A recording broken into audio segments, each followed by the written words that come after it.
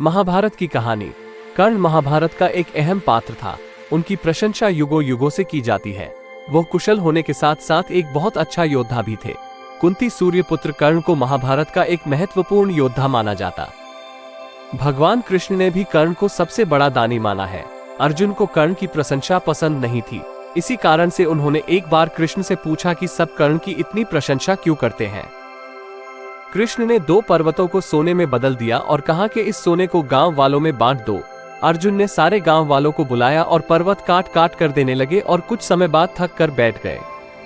तब कृष्ण ने कर्ण को बुलाया और सोने को बांटने के लिए कहा तो कर्ण ने बिना कुछ सोचे समझे गांव वालों को कह दिया कि ये सारा सोना गांव वालों का है और वे इसे आपस में बांट ले।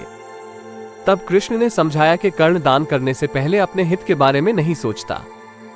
इसी बात के कारण उन्हें सबसे बड़ा दानवीर कहा जाता है। अपनी दानवीरता का असली परिचय उन्होंने अपने कवच और कुंडल दान करते वक्त दिया। कर्ण जब सूर्य की उपासना कर रहे थे तब इंद्र वेश बदलकर ब्रह्मा के रूप में आए और कर्ण से उनके कवच और कुंडल की मांग की। सूर्य ने कर्ण को कवच और कुंडल देने से मना किया था, पर कर्ण किसी को निराश नहीं करते थे, इसलिए उन्होंने अपना कवच और कुंडल का दान कर दिया। कर्ण ये जानते थे कि यह दान उनकी मृत्यु का कारण बन सकता है, तब भी उन्होंने अपने हित के बारे में बिना सोचे दान कर दिया और एक बार फिर ये साबित कर दिया कि उनसे बड़ा दानवीर और कोई नहीं है।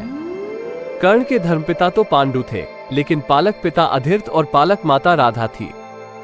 कर्ण दानवीर के रूप में प्रसिद्ध थे। उन्होंने अपने कवच कुंडल दान में दिए और अंतिम समय में सोने का दांत भी दे दिया था। भगवान कृष्ण ने अर्जुन को यही उपदेश दिया था कि दान करते वक्त मन में अगर कोई भी भावना हो कि किए गए दान का खास फल प्राप्त होगा तो दान करने का पुण्य फल नहीं मिलता और दान करना निष्फल हो जाता है।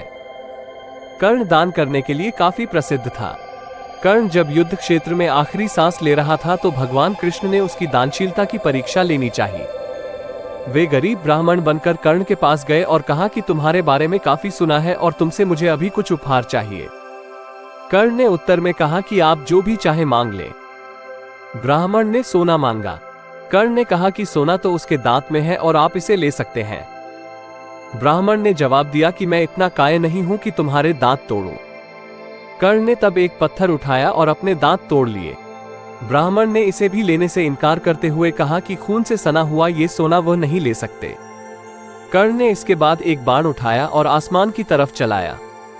इसके बाद बारिश होने लगी और दांत धुल गया। निर्विवाद रूप से बलि, क्योंकि कर्ण को दनियों की लिस्ट में रखना ही हास्यास्पद है, क्योंकि आदान प्रदान दान नहीं व्यापार होता है जो उसने किया। इंद्र जब कवच मांगने आए तो कर्ण को सूर्य से पता चल गया था। उसने पहले इंद्र से शक्ति मांगी और फिर कवच दिया, जबकि बलि ने कुछ नहीं लिया और सब कुछ दे दिया। कहां बलि जो सात्विक भावना से दान करते थे और कहां कर्ण जिसने दान करना प्रारंभ ही अर्जुन को मारने के प्रण से लिया था। ये था कि जब तक वो अर्जुन को मार नहीं देता तब तक दान देगा, कर्ज और मांस मदिरा का भक्षण नहीं करेगा। ऐसे महान दानी राजा को हम बारंबार प्रणाम करते हैं। दोस्तों, ये स्टोरी आपको पसंद आई है तो मेरे चैनल को लाइक करें, सब्सक्राइब करें और शेयर करें। बेल आइकन बटन दबाएं ताकि आने वाला वीडियो आपको नोटिफिकेशन मिलता रहे। मिलते हैं किसी नेक्स्ट वीडियो में। नमस्कार, जय हिंद।